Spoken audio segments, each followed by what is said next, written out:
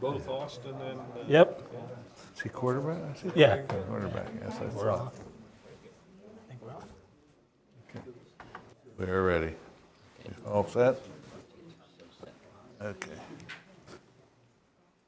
Good evening. Welcome to the August 13th, 2024 Murraysville Planning Commission meeting. Will you please all rise for the Pledge of Allegiance?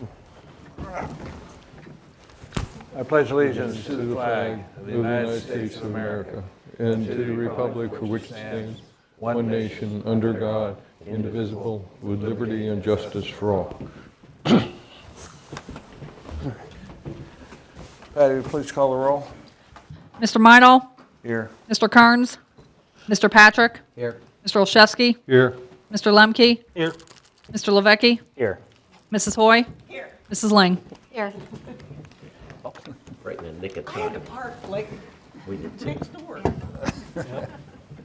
And Ms. Ling and Mr. Nestico are with us also tonight. We have a period for public comment. Does anyone have anything that wish to bring to the attention of the Planning Commission that's not on the agenda this evening? No? Okay, thank you. We have a plan that has been submitted. This is SP 224, the Artman McCloy Avenue site plan. This is an MU zoning. It's at 3096 McCloy, and it's for construction of a parking lot. Everybody had a chance to see what that is. All we're doing tonight is we're going to accept it. We could approve it if there's no questions that are unanswered. So does anybody have any questions or comments on this plan? It's just a little parking lot for an existing No. home. So someone make a motion to send this on for approval? I so move. Do I hear a second? It's moved and seconded. All those in favor say aye. Aye. Opposed? Thank you. Mr. Chairman? Yes, sir. We might want to approve the meeting minutes from last month. Very good. Yes, let's approve the minutes from July 9th. Yeah. Do I have a motion? I move. I reviewed, and I so move to I approve. second. Moved and seconded. All those in favor say aye. Aye. Thank you. If it's all right with everyone, I'm going to change the order of the agenda since seems like I think there's a bunch of folks here on Summerhill. So we'll continue the public hearing on Summerhill Phase 2, which was, I guess we had the last meeting last month. We kept the hearing open, so we'll open up the public hearing for this. Ryan, anyone who wishes to testify on this matter, please rise and let Ryan swear you in. Please stand and raise your right hand if you plan to testify at all today. This is for the Summerhill. You swear to tell the truth, the whole truth, and nothing but the truth, so help you God. Thank you. Okay. All right. So, gentlemen, do you have anything you wish to impart to us? That's anything new that's happened?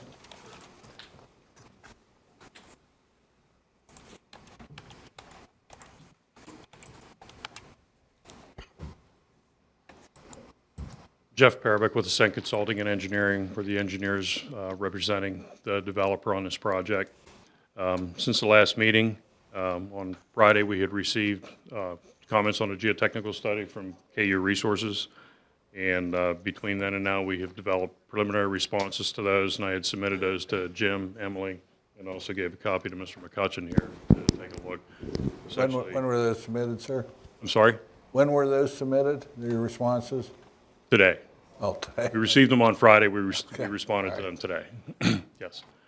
So essentially, with KU's comments, we're going to take a look at making adjustments to the calculations that they had requested, and we'll also need to do some coordination just to make sure we have everything and work it out with KU to their satisfaction. Another thing, there was some comments about infiltration in the pond, that, typically we would be required to do infiltration for DEP to meet water quality. Since we got the comments, we talked to Jim Pillsbury at the Conservation District because of the concern with the soils in the area. We qualify for using it's called managed release concept, which is a different methodology for achieving water quality without doing the infiltration, and that's in the responses to comments as well. One of the issues that some of the residents had brought up is the issue of the grinder pumps and the pressure sewer. Since the last meeting, we took a look at the system in Somerville Phase 2, and we can't get there by gravity, so we've taken a look at, and I've made contact with Plum to look at extending their gravity line. It's at the bottom of Dwayne Drive, so we could do a gravity sewer outfall, which would also allow us to tie in. There's 3 or 4 existing homes at the top of Dwayne Drive that are currently on grinder pumps, that we would be able to tie them into the gravity sewer and eliminate that from there. And from a technical standpoint, that's really the progress we've made since the last meeting. Okay. Mr. Hall, did you want to say something? My name's Gary Hall. I'm with Summerhill Development. And just to inform you, and you may have a copy of this agreement, I sent it to Jim earlier. We did meet with the board at Summerhill, and we went down through a number of different things, a lot of their concerns as far as the Goldie Lane access, the contribution, the wear and tear on the road and so on. And we have come to an agreement. We broke numbers down, so it's much easier to understand the dollars and cents of it all. We're going to be top coating the road when we're finished, okay, with the development, and that agreement is in the hands of Jim Morrison, so that resolves a lot of the issues.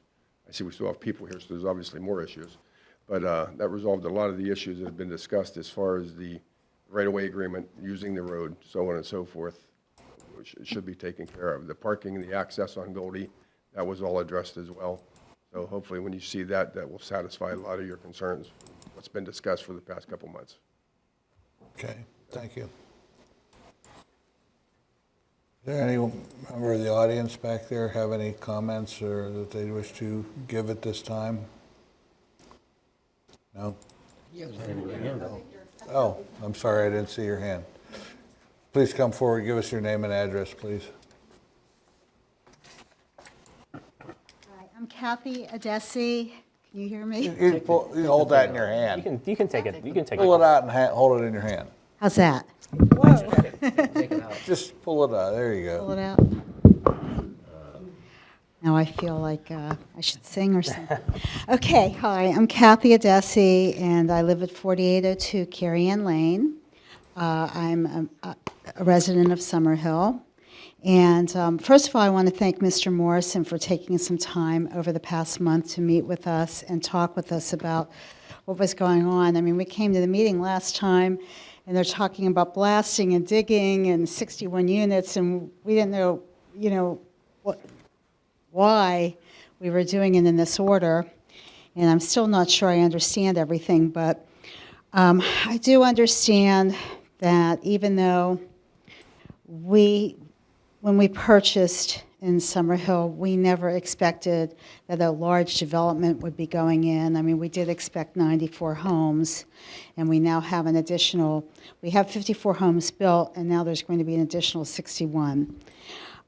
Still think it's a lot for this community, with one road in, one access road in off of Logan's Ferry. It's a private road. A lot of our issues were addressed, and we're very appreciative to the developer for sitting down with us and working out some of our concerns. Because we never really had many options, because the easement, when it was taken in 2013, the HOA board the residents that lived in our community at that time never really had a say. But what I wanted to talk about today, I'm not sure if it's possible, but we finally got all the documents from Patty in your office, and she's been so wonderful and helpful, is the drawings of the 61 units.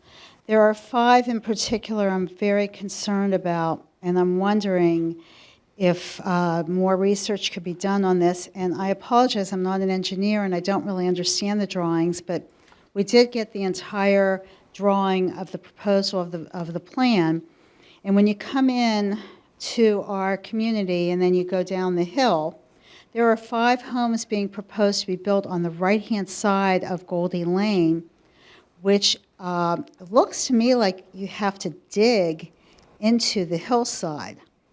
And we have houses on top of that hillside, and I actually looked at them yesterday. I looked at their yards. They're really, really, really small yards, and then you've got this drop-off. And then at the bottom of the hill, now, maybe the developer can explain more about this and ease our minds, but I don't think there should be any digging into that hillside on the right. So my purpose of coming here today is really just to talk about those 5 units, those 5 townhomes being built on the right-hand side going down the hill.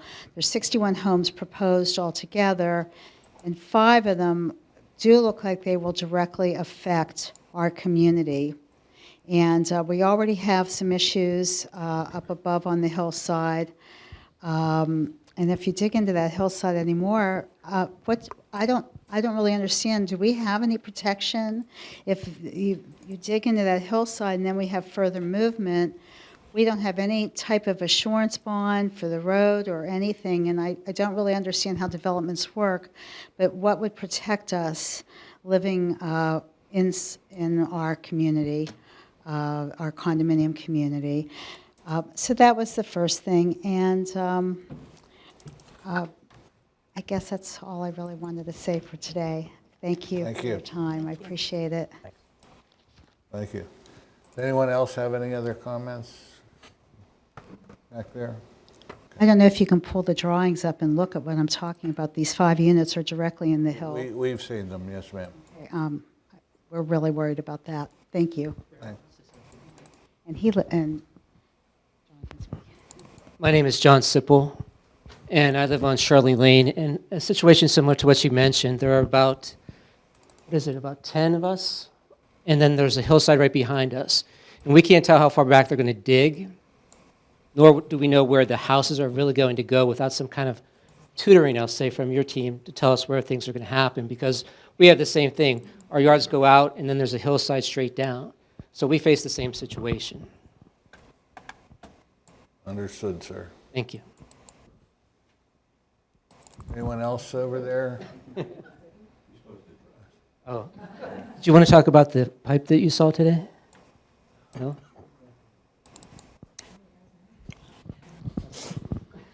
My name's Bob Perdue. I live at 4736 Shirley Lane.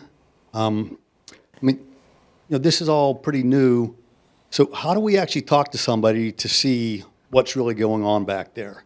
Because all of a sudden I'm seeing that I'm going to have basically no backyard, looking at the property lines that are on what we just received.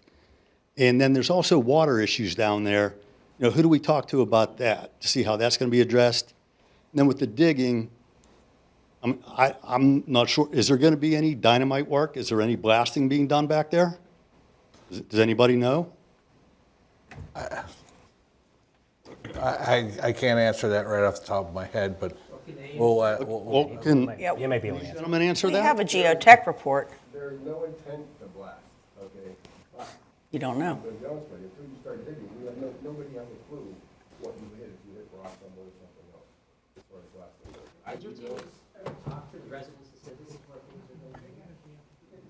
Wait, excuse me.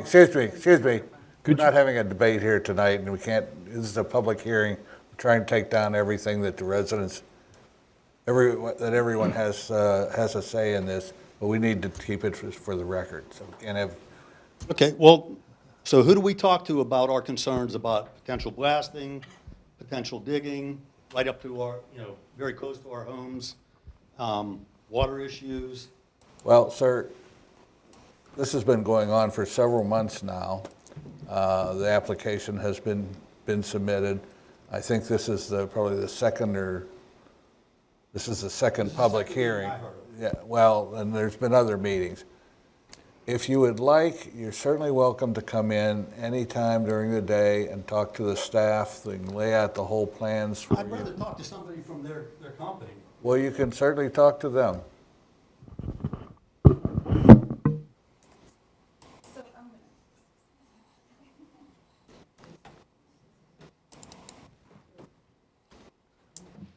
I'm Joanne Hunter. I've been here. I came to the first meeting I came to, I think, was in October or whatever. Can you give us your My- address, please, Yeah, ma'am? 3838 Goldie Lane, and I'm swearing myself in right now. So, Thank you. okay, because I didn't hold my hand up before.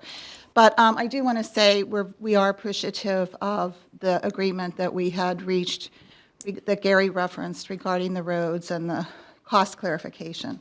But I do want, for the record, that it is important for the residents to understand how everything is being built, right, and the location of the townhomes. So I would respectfully, I know that this isn't your issue per se, and there have been meetings, but two different plans. When I first came, there was one plan proposed, and then I think the other one was submitted maybe 3 months ago, right?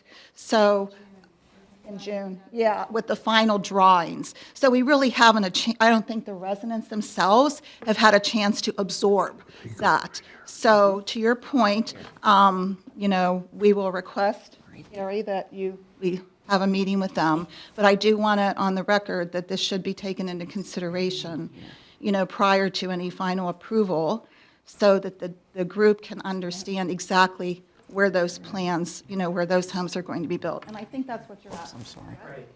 This is all pretty steep in here. Right. Yeah. Please make sure. Okay. So we focused on one thing, sir, Yes. right, and got that taken care of. And now we have something else that we need further clarification on, that's all. Slopes behind you. Okay? Yes. Okay. Sir, go ahead. Just one more comment. John Sipple. Is there any way, you have all these fancy monitors, can we put up their plan and take a look at that? And just have them, they're here right now, and they could tell us Don't where even things are have going their to go. site plan. This is- Hold on, we'll see if Mr. Nesico can do that right now. There is an overall site plan. Exactly. They're here, they could tell us where the things are going. since- But it's much easier if we have the actual drawing. I'll try This to doesn't- load it. yeah. It's not in the planning folder for this evening. No, it's in last It's month. Last month's. And it's slope map. CU 324 conditional use. There's an actual site plan. Yeah, It 2843 shows the grading proposed plan. buildings and everything.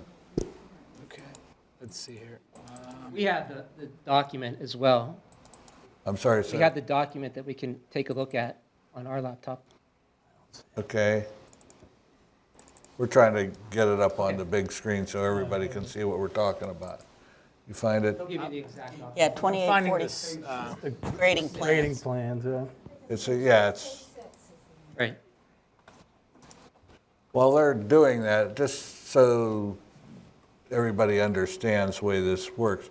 There are actually 3 applications that are going to be part of this. Are you finding it? There's the grading plan, Let me see if I can help you. conditional use, there's the site plan, and I assume there's going to be a subdivision plan with this.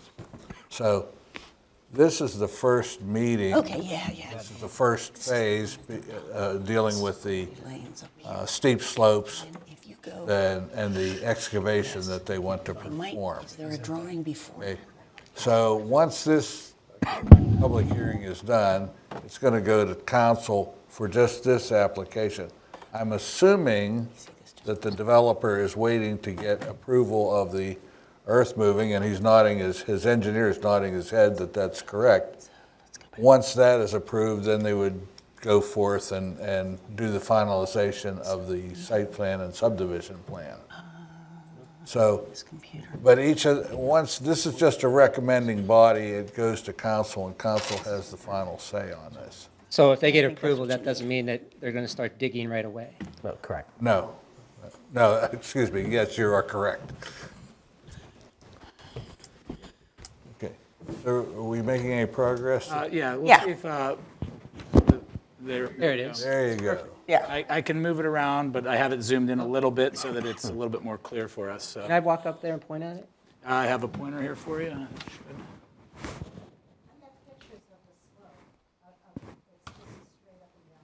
I apologize.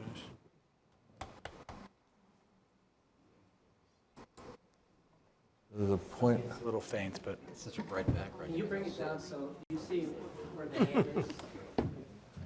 where you, There we go. Yeah. Perfect. So those, where that hand is right now, those are existing homes. Sir, on- could you use the microphone, please? So where those square boxes are, where the hand is, those are homes on Shirley Lane. Right. They go all the way down to the left. Can you drop it down just a little bit more? this way. There you go, perfect.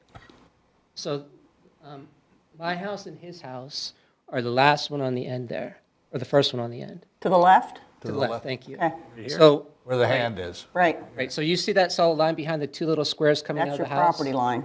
Right, so those are our back porches. So we want to know, our backyards go out about, what, 40 feet, maybe?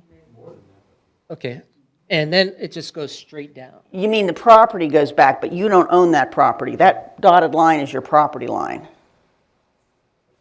Yeah, that would be calm. Do you understand? I'm just trying to make the point that that's you fine. see where the boundary is. Right. Okay. So what we're worried about, though, is if you excavate really tight to that, what's going to happen to those houses that go all the way down Shirley Lane? Because they all have the same situation. It goes out flat, and then it just drops straight down. So we're trying to get an understanding of, is there going to, how far into that hillside are you going to dig? And then are the houses going to be right on that hillside coming up? So what we're going to see are the tops of houses and windows looking into our house. We don't know that. Now, those are the, They're going to be below you. It Right. appears to me those houses are, the proposed units are, what, 30 or 40 feet below your house? Right. the 30 or 40 feet below the drop would be behind our house. Well, your elevation right now is about 1250.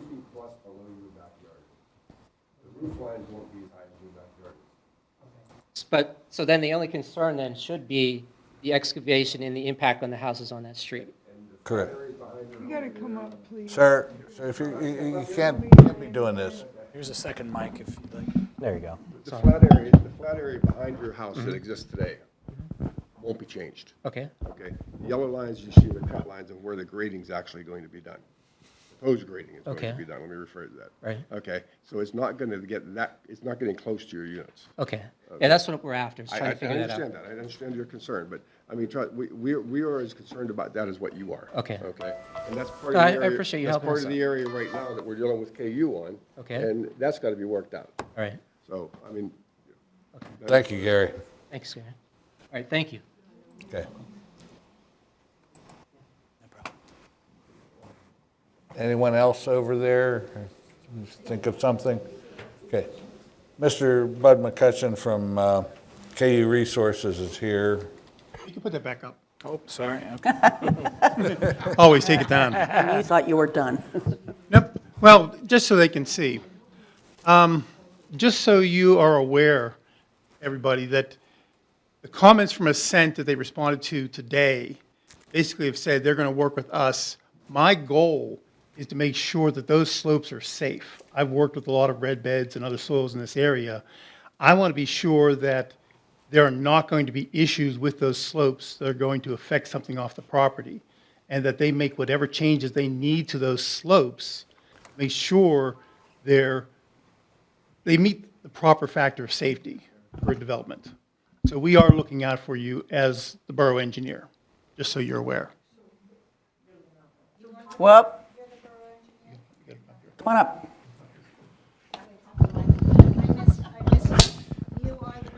Yeah, we're KU Resources, so. Thank you so much. So we're doing all the reviews on this, and Ascent was responding to, when you made comments earlier about responding to comments, the geotech comments were the ones that I made. Right, and we didn't get them yet because our right to know request, our documents came on the 30th of July. Is there any kind of insurance or anything that can be done to protect the residents above if there is digging on that hillside? I mean, it's I a don't know if pretty you can, as a it's a developer's pretty steep agreement. hill. Well, the developer has to put up an agreement, and he has to post bonds, and I believe that we also require insurance certificates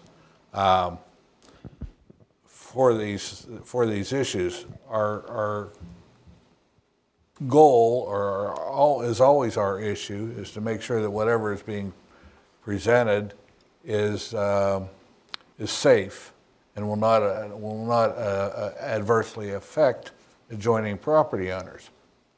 So that's why we hire consultants, such as this gentleman, who has a lot of experience dealing with red bed soils. We've got a qualified engineer that's preparing the plans. They have their own specialized geotechnical engineers. And those two sets of engineers, 3 sets actually, are going to get their heads together to make sure that whatever this developer does not cause an issue. Now, that being said, no one can predict the future, but we do everything we humanly can at this point to make sure that there is no issues. And there has been a lot of correspondence back and forth between the 2 sets of engineers already, and as typically as these things go, one side presents information, the developer side presents information, that sometimes causes more questions to be asked. So they go back and forth in this fashion. But I don't know if you have anything further to say. Not really, I'm just here to answer any questions. Would it be possible before the planning commission decides anything that our community be provided with the documents to look at everything that was just evaluated? I keep putting the request to know in, and I've received the information, but I didn't receive anything, obviously, from today. So, Sounds like we just got it today. yeah, so Yes. obviously, And- so I'll put in my request tomorrow, and hopefully we can get it, but Well, here's the thing. The analysis is not done. What they're indicating is they're going to work with us to do that final analysis. It's not finalized yet. I would just like to say that I walked this property, so I know the 5 units in question, I really feel a very deep concern about those. The rest it's a little bit more level, the slope is a little different, but it's the first 5 units on the right, and maybe, Well, there's a whole series. That's why if you show, the first 5 units on the right are one building, but if you look at that plan, there are actually 21 units in 5 different sets of buildings that all have that same cut slope. You go from the green on the right to the orange, blue, green, blue. They're all in the same situation. They're all backed by a cut slope. right, except the first ones, it's very steep, and those houses, I know it's hard to see it here, Nope. but those houses. If you look at those Yeah. orange and yellowish lines, they're about the same contour, more or less, same shape. So there's no difference in the steepness of the slopes behind any of those units. They're all within, a 2-to-1 slope right now. The question is that going to be satisfactory? Do they have to change it a little bit? But just because one part looks steeper now doesn't mean it's going to be any steeper. It'll probably be less steep than you see it when they're done. My concern is for the homes above. I agree. obviously. Not only that, but I'm also worried about the sanitary sewer line that runs through the easement right behind all your houses. Oh, see, we didn't know about that. Another, okay, thank you. Yeah, I if you really look appreciate right behind your houses, you'll see the dashed line with the SAN. That's your sanitary line behind the houses. So is it kind of safe to assume that the 2 geotechnical engineers are still working on this and you do not have a recommendation? I agree, this time. Okay. Does everyone understand that? So they're still working on it for you. So I guess we should, I think we can close the public hearing. I think that's safe. And then we can then Table? Table the motion, but I need a motion first to close the public I hearing. make a motion to close the public hearing unless someone else wants to speak. Second. All those in All those in favor say aye. Aye. Abstain. Abstain. Yeah. Okay, now, do we want to have a motion to table this? Excuse me, one moment first. Bud, does it look like you guys would have things worked out by the next planning commission meeting? I think so, yeah. And we have an extension of time waiver from you guys? Gary, do you? The plan was never formally submitted. It was held back, okay, until we got to the public hearing, so yes. So we have an extension of time, a waiver? Okay. All right, so now we need a motion to table this until the next meeting or when the matter's resolved. Mr. Chairman, I make the motion to table this until the geotechnical work is completed, and hopefully it'll be at the next meeting. Motion, do I hear a second? Second, Mr. Slawski. All those in favor of the motion say aye. Aye. Aye. Opposed? One abstention. Mr. Lemke. Okay, so that's all this. You're certainly welcome to stay around for the rest of the evening and listen to us pontificate on other great issues. Thank you all for coming. All right, so the next public hearing is the Tobin subdivision. This really isn't the subdivision. I think this is Conditional this is use. the conditional use, very similar to what we just heard. And this involves really a driveway or a little private road going up to service 3 other lots. And I think we saw this at the last hearing. Does anyone have anything they wish to say at this meeting regarding this public hearing? No, just echo the applicant, Mike Patulski. Okay, And Chris Kearns wasn't able to be here to answer any questions, but he addressed them in his memo. okay, thank you, sir. Mr. McCutcheon, you've reviewed this? Are there any outstanding issues from the? No, compared to the one we just heard,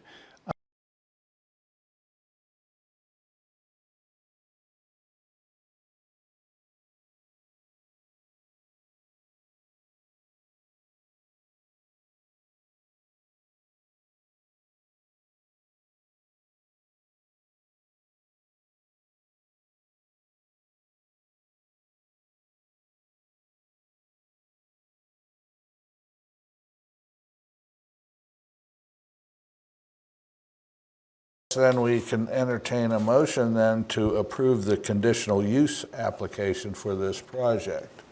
Does anyone have any comments or they care to make on this? Somebody go ahead. Hearing none, someone care to make a motion to approve the conditional use or make a recommendation to? Mr. Chairman, I will make a motion to recommend the approval of the conditional use. Second. Question on the motion? All those in favor say aye. Aye. Opposed? No. So therefore, we'll close the public hearing. I have a motion to close the public hearing. So moved. Second. All those in favor say aye. Aye. Thank you. Mr. McCutcheon, thank you for your input this evening.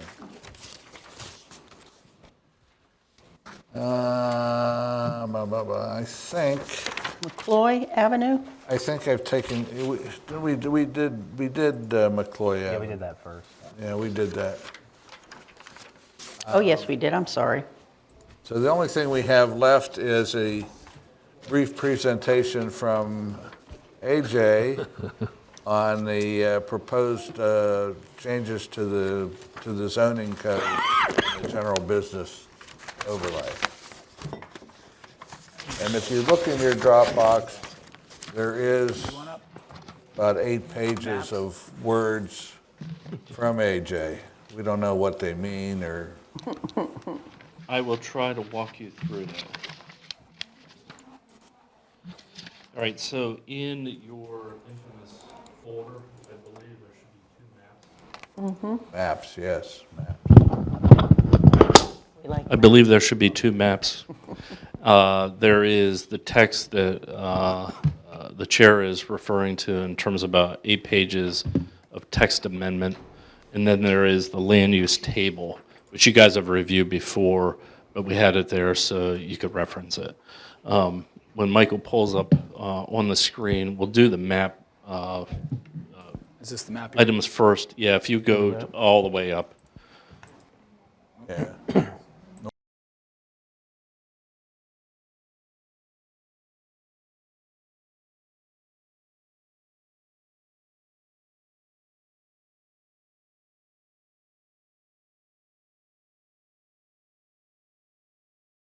Blue subdistrict. If you remember, red is different than blue, is different than green.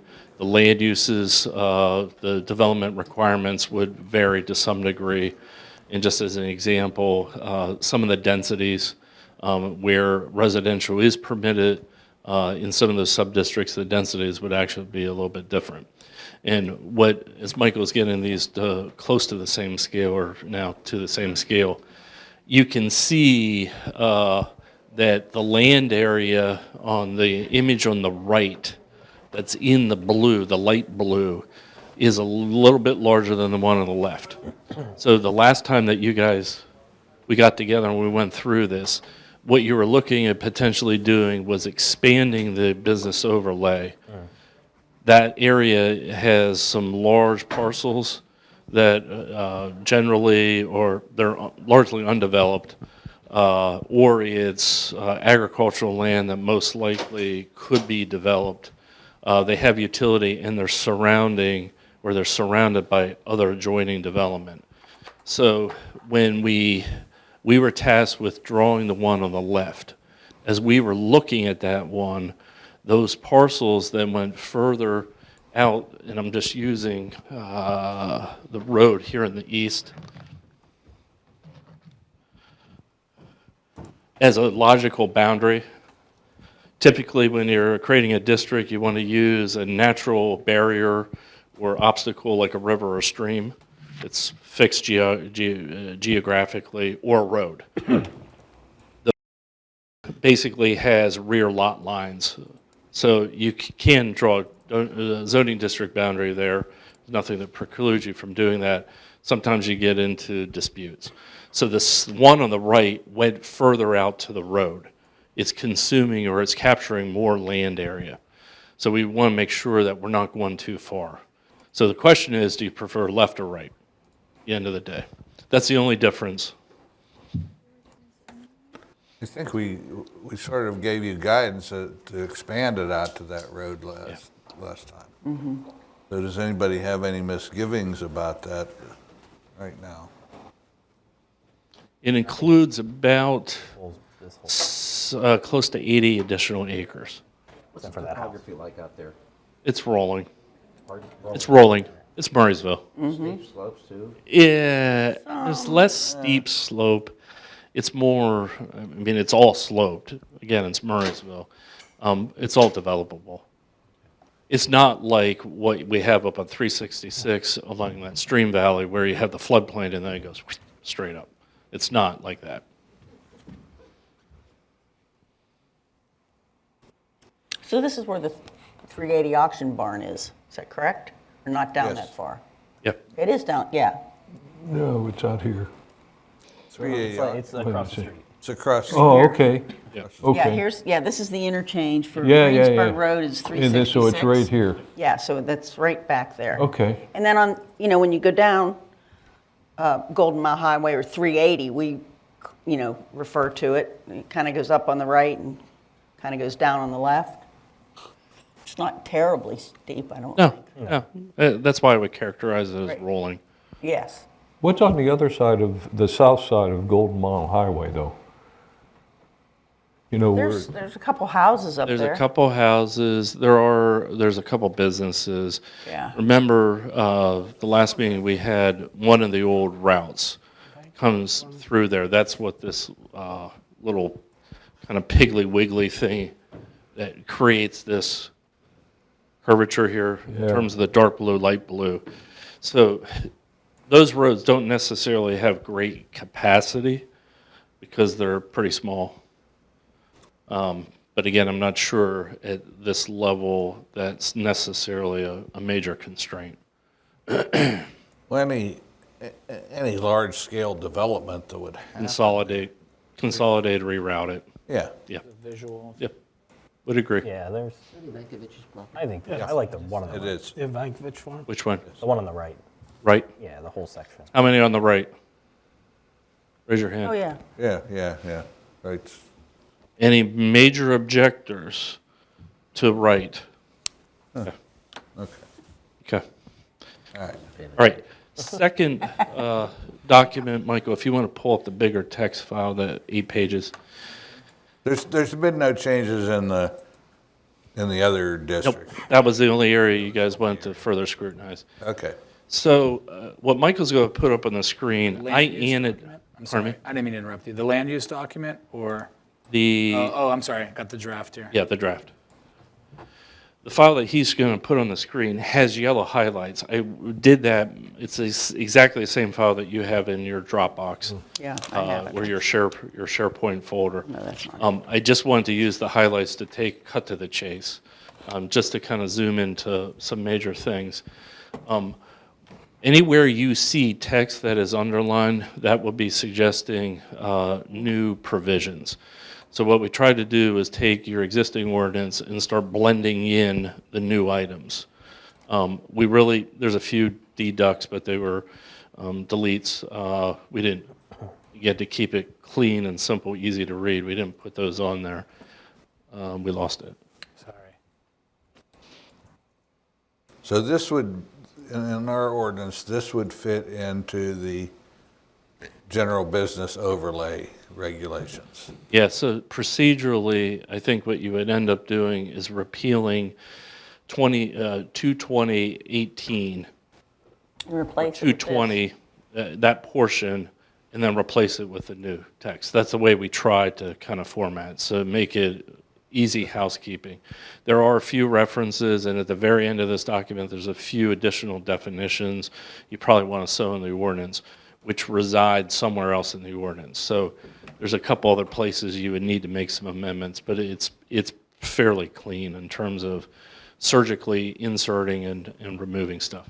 One of the things that we had suggested, Michael, if you pan down to number 5, encourage compatibilities.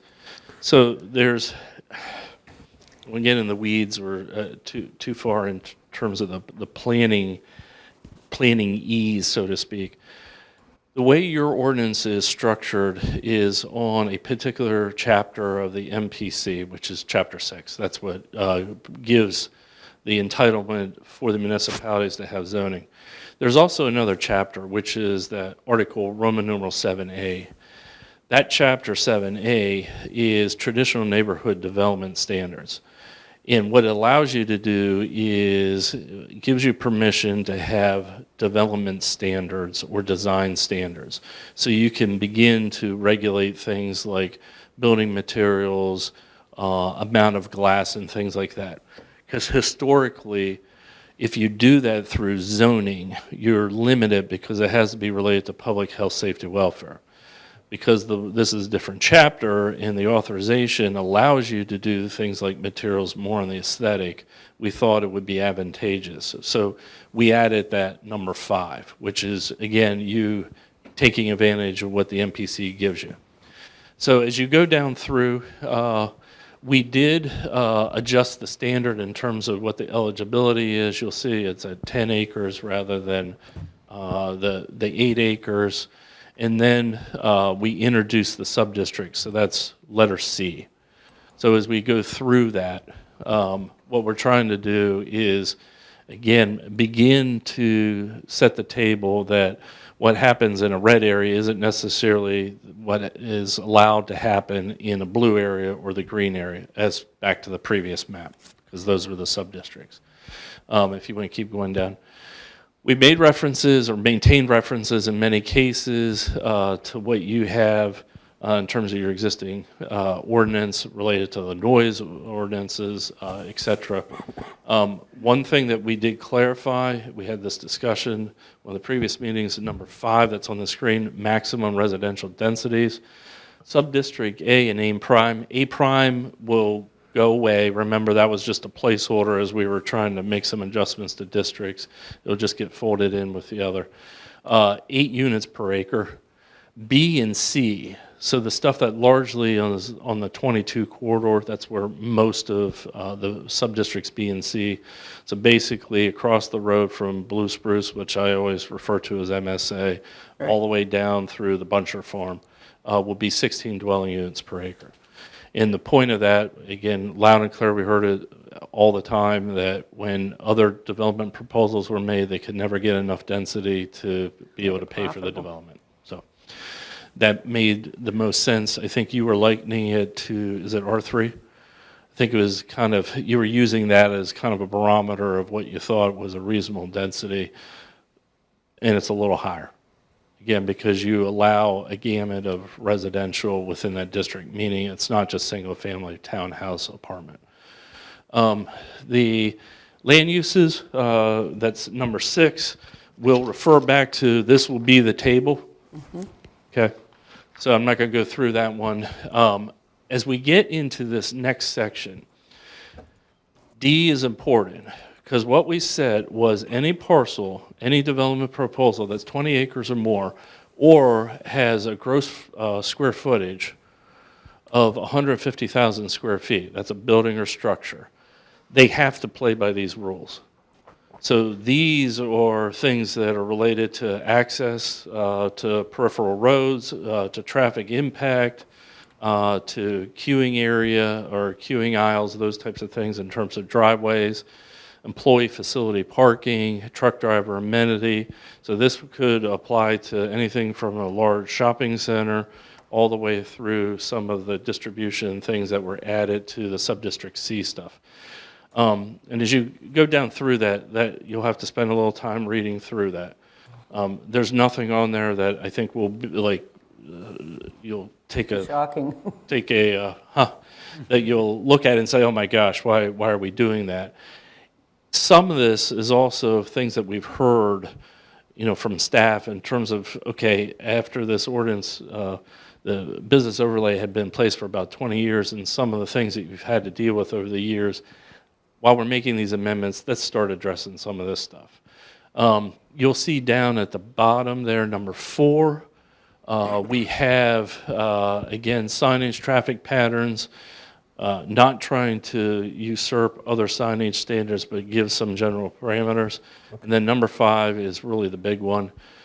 This is a traffic impact study. We did look at some other models in terms of some other ordinances on the eastern side of the state that have seen a lot more growth, have more traffic congestion, to really kind of understand how they were controlling things. One of the things that had come up, Michael, I think it's on the next page. Keep going down a little further. I think it's the next one. Okay, so Roman numeral 11, little xi, to determine and ensure the extent to which the original traffic impact study. So what we're asking for is a traffic study that is pre-development, but then we're asking for a traffic study 2 years out and 5 years out. One of the things that does have to go back to the solicitor, because Mr. Morrison has questioned, well, okay, so what? If they're in failure in 5 years, how do we remedy that? So the question back to the solicitor is, can that be embedded within the developer's agreement? Because all this stuff is going to have a developer's agreement. So would they have to remedy an intersection, maybe another turning lane? We can't obviously catch up on off-site improvements, but we could potentially on on-site. So again, this is a technique that's used elsewhere. So one of the things we have a question back fundamentally to the solicitor is to get a kind of temperature read on that. So you're saying basically that, if I understand you correctly, that somebody's going to be affected with liability 5 in the years future down the road. that they don't have any control over? No. So I get a plan approved with a presumption that where there was a retail use, or say an office use. Okay, office market collapses and they want to switch to retail, right? they have to go, they're part of a planned development.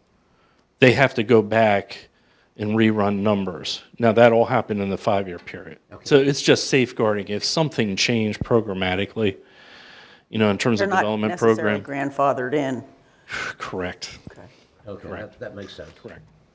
Now, if something was a totally new use, okay, they have to go back through the zoning approval process. You would catch them at that time. But this would be something that there's planned development, there could be multiple users, or there's a subtle change to the user that all of a sudden the nature of the traffic patterns changes. And again, it's just a short window. And that's partially the question to solicitor, the 2 years versus the 5 years. Where is there a line that, okay, we're not going to say in 20 years you have to do a traffic study, but where's that line? Where does it make sense to do that? So that's one we'll have to circle back. Don't spend too much time. If you hate the concept, tell me that. But don't dwell too much in terms of the years, because I think that's more of a legal issue and that's above all our pay grade, so to speak. When you get into number 6, these are now starting to get into some design standards. So we did try to put, again, we have a few parcels. Now that we've added some additional acreage in terms of Golden Highway, kind of that corridor, might have the potential to get some larger buildings. So we did put limits in terms of the size of the building, in terms of the facade length, 1,200 feet. We do have requirements for 40% glazing when it's facing some sort of public right-of-way. Now, we called out 22. We may have to now add, yes, exactly, some additional roads just based on what you guys kind of settled on a little bit earlier. And then we have standards for all the other public rights-of-way. So we're trying to get to kind of some design standard. I skipped over the maximum height in the overlay is 65 feet. You can increase that height if you give additional setback. So if you move the building further back from the property line, you might be able to go higher. Again, only eligible or applicable to the bigger parcels. You're not going to do that on a 2-acre down on 22 because there's just not enough land area to do that. The lighting standards, and then we get into landscape. We did, oh, hold on. So slopes, number 8. A lot of discussion with Michael and Jim about this. So the last meeting you said, well, no development occurs in Murraysville that's less than or 3 to 1 or greater, flatter. Because it's just physically back to rolling terrain, can't do it. What we did is we tried to incentivize people, they could use walls. If they want to maximize their footprint, use the walls. So we tried, when you get under that little Roman numeral 3, to allow them to do that and gave some parameters. They got to break up. You're not going to have a 60-foot high wall. You may have maybe 3 tiers or 4 tiers of wall, and that's obviously has to be structurally designed. We'll keep that at 15 feet. If they're going to go with the slope, we kept the 3 to 1. So the idea was to get it to be something that actually could be landscaped, that could be usable from aesthetically, something that could be treated a little bit better than I think what you've had in the past. So no walls like at Coles in Monroeville? Right. And how high is the Giant Eagle wall? Which one? Oh, behind the existing? Oh, I did look at that. That's probably, Bob, you think 20 maybe? I would think 20. Yeah. Wouldn't you say? Which, Around Maybe Giant 20, Eagle? maybe 25. which giant eagle? On Old 22 in Murraysville. Ours, yeah. In the Oh, back. yeah. Yeah. I don't think we have any other walls, do we? Yes, right behind the Dunkin' Donuts and. Oh, well, yeah, you're right. Good call. That's not very big, though, is it? Yeah, that one's not as big as the Giant Eagle. Right. So you're saying maximum 15 feet, then a tier. Then they could go another 15 feet 15 or and a whatever, tier, whatever whatever. dimension they need. That makes sense. And so the idea of that was require landscaping at the base of the wall, so particularly trees, so the canopy grows. Not to have landscaping between the tiers, something simple, just grasses or something like that that they're not having to maintain, and obviously no trees in the tiers. Gotcha. And that's what we tried to address. Can So you the put- landscape, sorry. Can you put something in there about the materials, or this shall be aesthetically pleasing, or whatever? Yeah, we can. Yeah. But see, the problem with that is the beauty's in the eye of the beholder. So how do you, you know, No, that's up to us. If we think it's ugly, we say no. I mean, I mean, you know, We have on the car washes. yeah, I mean, Has to be I've a seen little more defined than. big concrete blocks they bring in and they put on top of each other. Yeah. They can be very hideous. I happen to own some of those. Well, we'll take a shot, Bob, at putting some standards in. yeah, I got a sense from Jim, and he didn't want to go that far, but if that's something that makes sense, then we'll try to address it. well, I mean, you know, if you're trying to get away from all these 3-to-1 slopes, and you're forcing them to build walls, Incentivized. yeah, you're forcing them to do that. At least let's, you know, you can hide some of it with landscaping. It's different technique with Versalocks where you Right. get them planted and all that. But you don't want a whole bunch of just straight, plain-faced concrete walls around. Yep, Right. agreed. We'll, Have like to I make said, it we'll pretty. take a and shot. from a structural standpoint, just think of the hydraulic load on a tall wall like that. I mean, that's, Have you seen how many times they've had to repair the wall at Kohl's? oh yeah, absolutely, absolutely. I mean, It's been going on for years. There's that one, when you're going down into McKeesport, what is that? That would be, I guess, 136, it crawls down the hill. There's a Get-Go. Have you seen that one, Bob? Oh, my Lord. It probably is 60 feet. Yep. And they had issues. They had to go back and rebuild part of it, and they ended up stepping it. So I think the reality is They just don't work. it probably makes more sense to do that. Now, we did do a couple tests in terms of the sizes, the heights that we've defined, and the setback, to go back and mathematically see if they're actually getting more space. They do get a little bit more space, but they're not going to get acres by putting those walls in necessarily. So from our perspective, it was if we could make an improvement in terms of the aesthetics, that was really the win. It wasn't necessarily to maximize somebody's building footprint. They were going to come out equal, basically. It ended up being neutral in terms of area. Landscape, number 9. What we ended up doing is breaking landscape into a variety of pieces. Some of the small parcels, some of the stuff is not going to ever come into play. So we have parking area versus loading areas versus circulation roads, perimeter landscaping, or what you guys refer to as buffer yards. So there's specific standards for each of those. And there is an allotment in terms of a calculation. They have to go through how many trees or how many shrubs they're supposed to put in. And I think working through with Michael and Jim, that probably made the most sense. So in most cases, you have a requirement, no matter what, on the property line that you have that perimeter buffer. But then if I have a dumpster area or loading area that may be large, maybe I have 5 or 10 docks, it probably needs to have some sort of landscape screening in itself from the rest of the development, just from trying to keep things looking like Murraysville. And that's a different standard than straight trees along a road or something like that. If you remember, we had that heat island effect discussion the last time. So what we are suggesting is not require necessarily islands within the parking area, but to make sure that we have large medians. So there's, when you read through the text, rather than the little individual things every 7, 10 spaces that become the snowplow nightmare, actually have a median strip and then combine that with circulation. So if I'm in a parking area, I walk to a median and then I have a sidewalk through the median to get me to the building. So we tried to frame that out. So I think the landscape is probably significantly different than what you've had in the past. So that one, if you're going to spend time kind of going through and scrutinizing, that's one to take a look at. If you want to keep going down, Michael. Okay, the last tail end here is just additional definitions. some of this because we generically use terms in terms of distribution or whatever.